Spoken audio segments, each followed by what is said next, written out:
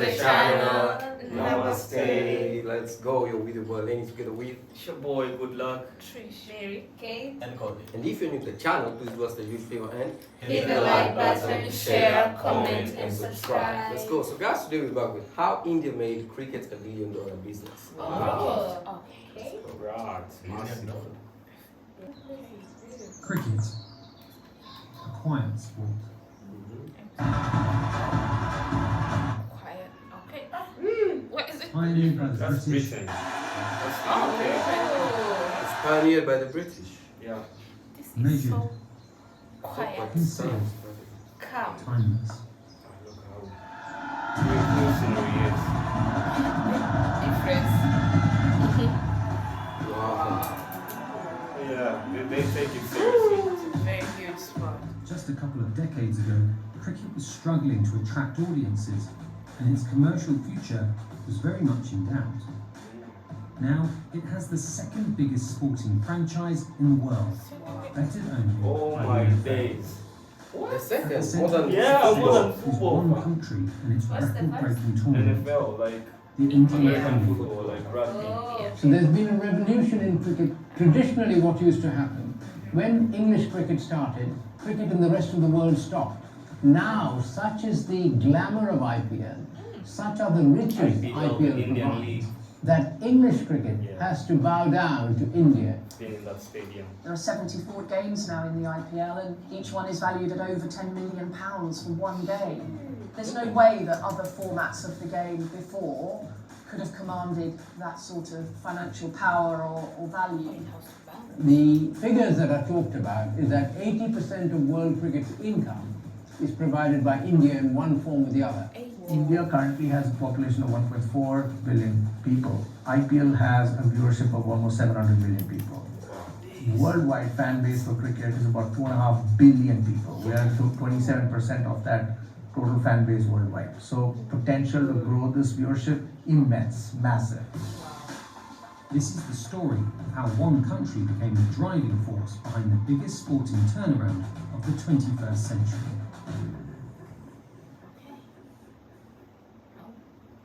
These days of sports, AT&T,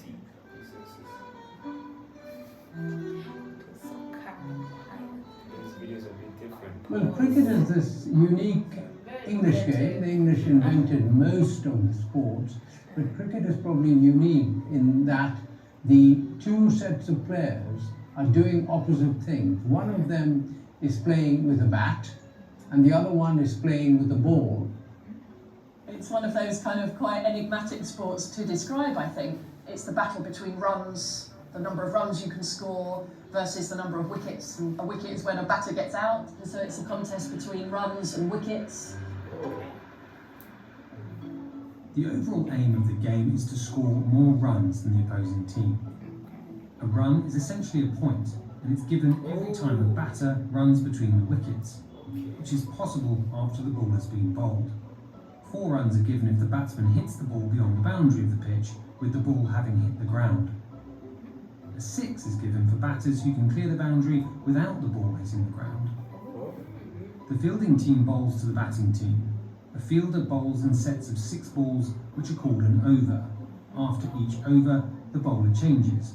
The best way to prevent the batting team from scoring is by getting the batsman out or taking wickets. This can be done in many ways: bowling, catching, or running out. Once 10 of the 11 batsmen are out, their innings finishes, and they can't score any more runs. The same is true if they run out of time, which varies depending on the type of cricket game, and is where the most revolution has taken place in recent years. Its most traditional format is multi-day cricket. So where it's played with a red ball, and there are 3 results possible: win, lose or draw. So I know people are completely stumped by the fact that you can play a game for 5 days and still draw at the end of it. 5 days. Wow. Cricket's complicated rules and long playtime meant it struggled to appeal to fans outside Commonwealth countries who had deeply historical ties to the game. Invented in England in the 1600s, cricket arrived in other parts of the globe during the late 17th and 18th centuries via British colonisers. The British took the game to different parts of the world as they expanded, as they went in search of trade, and then they acquired territories. They didn't tell people you have to play our sport. They played their sport, and the other people seeing the British play the sport was attracted by it. While a number of the Commonwealth countries adopted the game as their own, one managed to turn the sport into big business. I think the Indians will be given no chance at all, are likely to give a great deal more trouble than many people expect.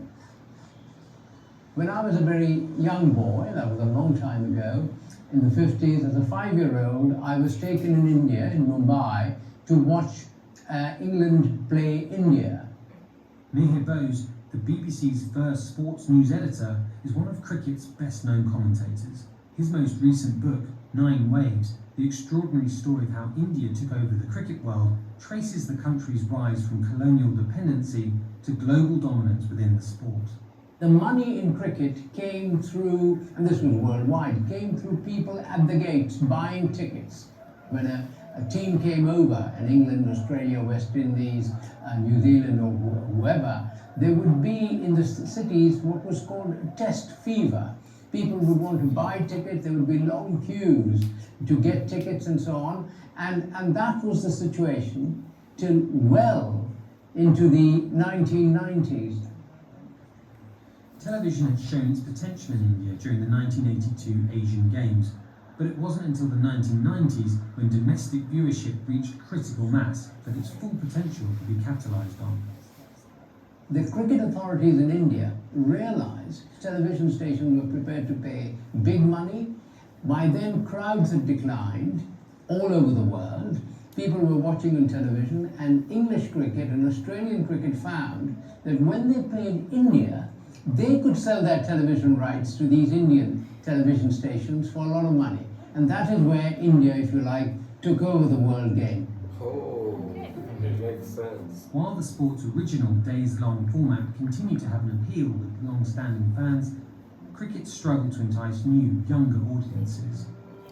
This pressure only intensified as the unparalleled popularity of mega franchises like the NFL and the EPL continued to proliferate. In an attempt to reinvigorate the sport, a variety of shorter formats with fewer overs were created. England, finding audiences were not coming to cricket, spectators were not coming to cricket, devised a new format of the game where only 20 overs were bowled by each side, shorten the game, because then you could play the game in an English summer, start it at 1 or 2 o'clock, play it till about 7 o'clock, 8 o'clock, and somebody could finish their work at 5 and just pop in for 2 or 3 hours. That was the idea.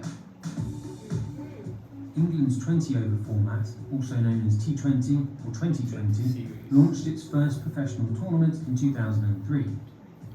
The shorter format made it a much better fit for broadcasters. Sky Sports televised 8 group matches and the entirety of Finals Day live. England's T20 World Cup was a success domestically and had proved the potential of a more explosive version of the game. But it would take a total disruption in 2008 to change the course of cricket. And that disruptor came in the form of the Indian Premier League. No matter which time zone you're in, over the next 51 days, it's only one time, and that is to celebrate cricket's biggest festival. Welcome to the Vivo Indian Premier League.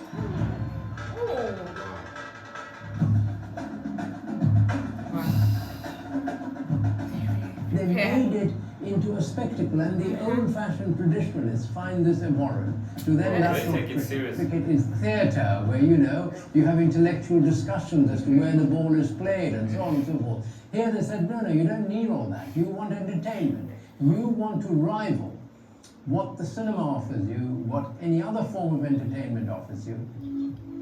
The IPL didn't just take inspiration from America's pre-show entertainment and pyrotechnics, it also adopted a similar league structure where the same teams compete every year. For the IPL, they devised completely new teams. So it became Mumbai Indians, owned by one of the richest businessmen in India, composed, some of them from Mumbai, composed of players from around the world. Or the Chennai Super Kings, or, the Kolkata Knight Raiders. So they came up with these exotic names. The one difference is This is not about a country playing another country. The one difference is you're able to, as a franchise, attract the best in an auction, which is done prior to the season beginning, where you bid for the best players in the world for a certain price tag. How much does the IPL change the face of cricket because of the money involved? Yeah, well, I mean, the money involved is huge for the players these days. This is a time of upheaval in sport, when new moneyed leagues promising big payouts threaten to upend the status quo. From Saudi Arabia's controversial LIV Golf Tour that saw golfers sign up despite concerns over the country's human rights record and then lose their place on renowned PGA tours, to the proposed European Super League, a breakaway competition in football designed to guarantee millions of dollars for a select few at the expense of long-established leagues. And the IPL is no different, with only 10 teams competing, each under owners with deep pockets. It quickly attracted the world's best players, causing issues for any other tournaments that took place during the IPL season. Player choice, scheduling, the kind of proliferation of short format leagues, whilst also trying to schedule international cricket, whether it's test match cricket, the domestic game, the other international formats. You know, it is quite a challenging jigsaw puzzle. The organisation unofficially in charge of putting that puzzle together is the Board of Control for Cricket in India, or the BCCI. While the International Cricket Council is named the global watchman, money, as is often the case, wields power. The humble truth here is the BCCI is the richest body today in the world of cricket across the globe, and I think it's purely because of the success of IPL, massively. So you've got sponsorship deals pouring through every single corner of the room into the BCCI. 80% of world cricket's income is provided by India in one form or the other. There's television rights, there are commercial deals. When India play abroad, if you look around the stadiums, the marketing of the sponsors' names are Indian sponsors' names because they have got the rights, they want their names on television because Indians are watching and therefore they sell the products. So the BCCI obviously continues to aggregate power in a sense purely because of the type of consumers it has at its disposal, the Indian consumer. Like I said, 700 million people watching IPL, which has probably the least number of games across any sporting format across the world. I'm not just talking cricket, I'm talking NFL, I'm talking about MLB, I'm talking EPL. This has the least number of games. It has the maximum viewership. This number of games, much more good. Yeah, that's the idea. In the Premier League, 20 20 matches, like, it's a lot. Highlighted just how successful this franchise has become in such a short period of time. The TV and digital rights for 2022 to 2027 matches collectively sold for $6.2 billion. It's not only reaffirmed the IPL as the leading cricket league, but also made it the second most valuable league globally.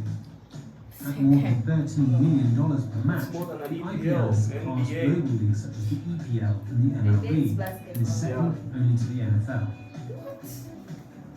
Disney backed the TV rights, and a joint venture between Paramount and Mukesh Ambani's Reliance Industries won digital streaming rights.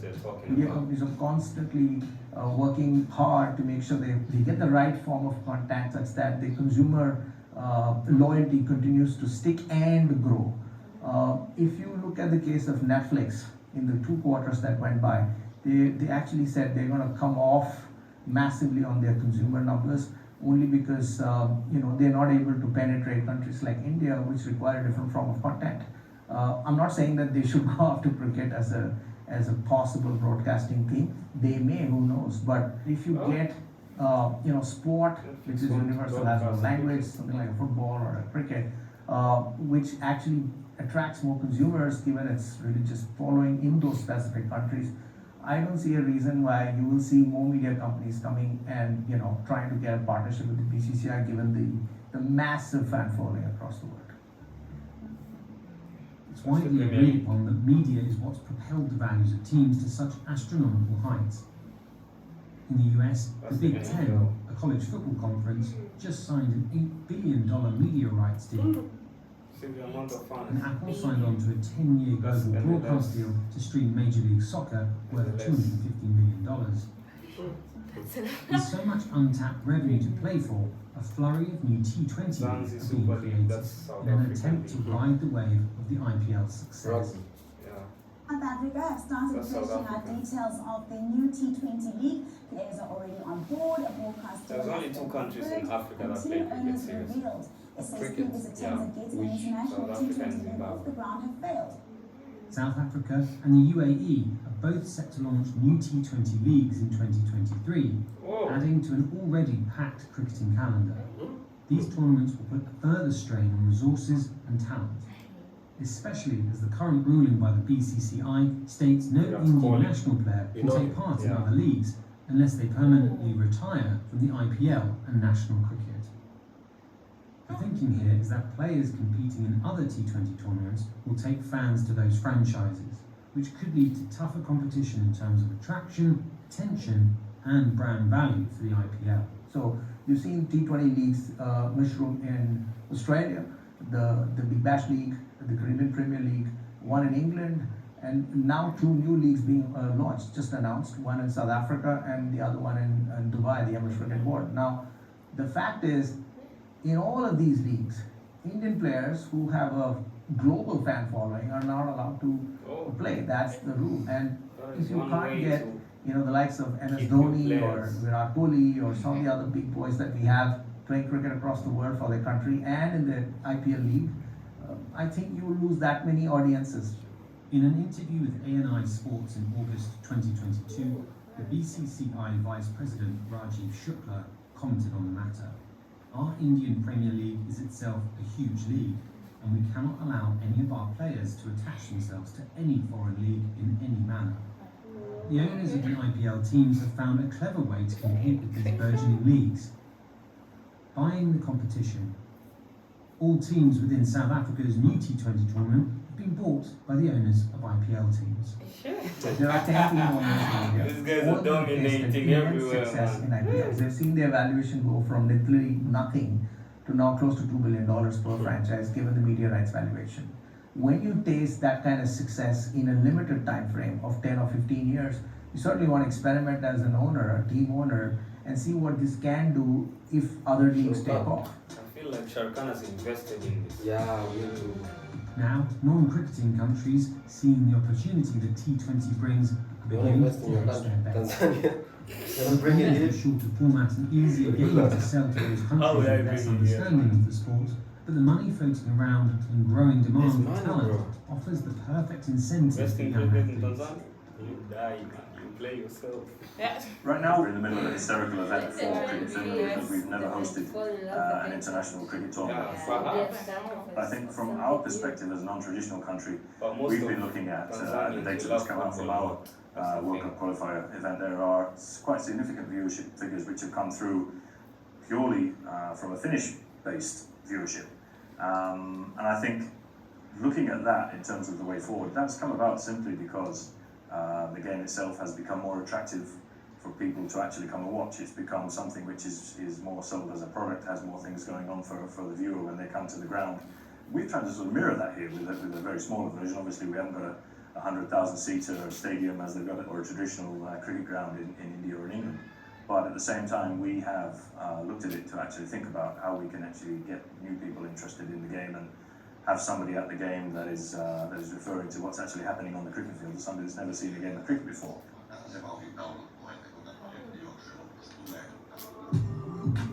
For Finland, a country whose own national sport, Pasapalo, is also basketball-based, T20 offers a potentially easy transition for players and viewers. You only have to look at the average salaries of Pasapalo and IPL athletes to understand the opportunity here. In 2019, the highest salary for a Pasapalo player was about $55,000. That same year, the IPL's top-paid cricketer, Virat Kohli's salary and winnings came in at around $4 million. For what? Per season, I think. Banked through endorsements. Per season, 4 million per season. Players in non-traditional countries to actually have access to the global stage, whether that's IPL, whether that's another franchise somewhere else in the world, or whether that's within the ICC's global pathway events. I think that's something which has itself only developed in the last 5 to 10 years. Every other cricket board internationally is trying this format because they think it will result in them getting a lot of largesse in terms of dollars that come in, and they can in turn improve the local infrastructure of the game in their respective countries, which they probably can't do given the current state of finances. So it's a chicken and egg situation. If they are able to successfully attract and stage the first or second season of the tournament by attracting some world-class players and getting adequate consumers, media companies will come and funnel those as well. Now, cricket is hoping to break into the largest sports market in the world, the US. The US's Major League Cricket competition is set to launch in 2023, backed by investors such as Bollywood superstar Shah Rukh Khan and Microsoft chairman Satya Nadella. Wow. The following year, in 2024, Los Angeles will jointly host the T20 World Cup with the West Indies. And there's also a bid by the ICC to feature cricket for the first time ever in the Olympics, which will also be in LA in 2028. With so much interest in the sport and its expansion, investors are picking apart the business model and exploring ways to capitalise even further.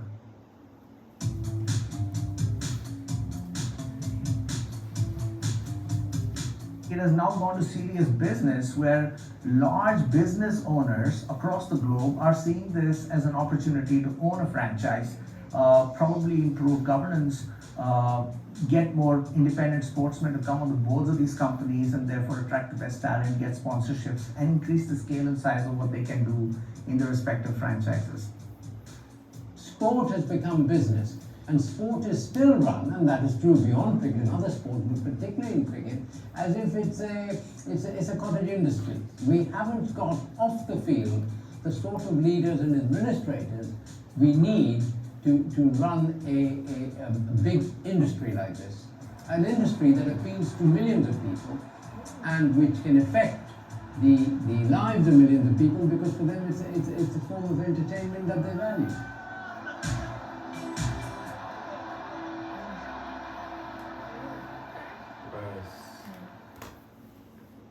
Shout out to the one who made this video. Yeah. Meaningful information. Awareness. Now you know. Pretty sure, like, except for you, we never knew about cricket rules and Yeah. and how the sport goes. I've never watched a match in my life of cricket. Well, In India there, bro, in whenever India the it's World Cup very happens, Mm. when you go to any shop owner, he's watching that game. Well, so there's a World Cup for cricket. Yeah.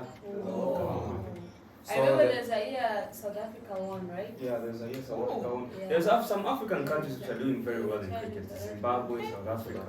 Yeah. So which one? Who won the recent one? If you know, I really don't know. I didn't make any follow-ups. Like, did India make it like? yeah, India is good. They make it like yeah. maybe top. Yeah, they make it. Nice. India, West Indies. Because we've seen videos before of the stadium, how the sports is loved by a lot of people. No, in India it's more than just a sport, it's like a religion at the end. Oh yeah, I saw the same religion. Yeah, it's more than just a sport, man. If you make fun of cricket in India, bro, they might banish you. Oh, people make fun of it?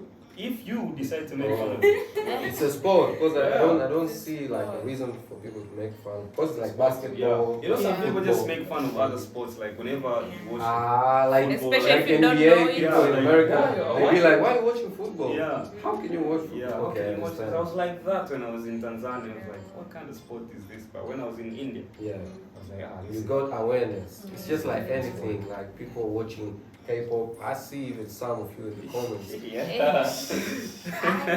You're being dissing us. You don't know what is here. Somebody's coming. You have no any awareness. It's just like how other people don't have awareness of the sport. So don't bash them. Don't be like Like just respect what respect. Like, Don't just say anything because of saying, you know. Just commenting because you can comment, bro. Anyways, I'm familiar to cricket in High School Musical, I can remember. Yeah, Troy. Not basketball? Was that? There was basketball, and when the High School Musical 2, Yeah. Ryan, there was a song. They're that- playing cricket. That's baseball. I don't care. Oh, that was That's baseball. baseball. It's somehow like I Yeah, guess. there's no great Maybe thing. because there's a ball and there's a Mm. bat. So Yeah, but they So use it's the different. baseball bats, you know, they're like Oh yeah, it's the a bit color is- different. Yeah. Yeah. What's the difference? the Yes. rules, Baseball. They wear those even things the badges and the different. color of It's the not the same. ball, the color of the gloves and everything, even the rules how they play. Okay, but they all like you throw and then you run. you run, and yes. Okay. But it's definitely an interesting sport. Like you can Yeah. invest your time in trying to know. Yeah. Because these I'm minutes, definitely going to do 18 that. minutes, like they told us, this info, I was like invested. I was trying to I was. If you notice my reaction, I was serious, trying to understand like how do they go. Like so, if you score, you go to the other side and the other one goes. I'm trying to get like an idea. Man, this is the first time I actually thought football was a bigger franchise than cricket. They say this is the second Yeah, one I actually after thought- NFL, yeah, so after it's the bigger NFL. than the NBA, bigger than The the Premier League. Premier League. It's crazy. And I love how India like they change the rules because they know like sports you have to enjoy it. You have to be entertained. Oh, you Now mean shorten like the time. entertainment? Yeah, I love how they change the rules a bit and to make it more. It's nice. It's an Yeah. opportunity. I actually told my man Goody good luck to go and buy the bats, cricket bats, and uniform to go in our in a place in our country in a pitch. But you have to make a pitch, Well, right? we don't necessarily have. You know, in India, Yeah. especially here in Tanzania, let's take for instance in Tanzania, when you go to the streets, Yeah. you see people playing football in sand, Football, yeah. right? Yeah. But in India, they play it anywhere. They just mark the field and they put the sticks, those 3 sticks on behind, Yeah. and they play it. That's like a That street must be one. interesting. Oh. Everywhere. Nice. So I hope. You can try. It's an opportunity. You can start training But in kids. Tanzania, Imagine the you know, future in billionaire. Tanzania, people are very Yeah. arrogant, you know. people Bruh. are very- No. Tanzania Like golf. is a place in the world. Anything you can do anything anywhere. Yeah, you can start with a small group. You can ask for an You investor just from start. there. Yeah, for real? Yeah, If you want they to invest can- in Tanzania, you better holla. Hit you up, yeah? Hit, Alright. hit Lenny Len. Alright guys, hope you enjoyed this reaction and hope we can get to know a bit more about cricket. So stay safe, stay tuned, see you in the next one.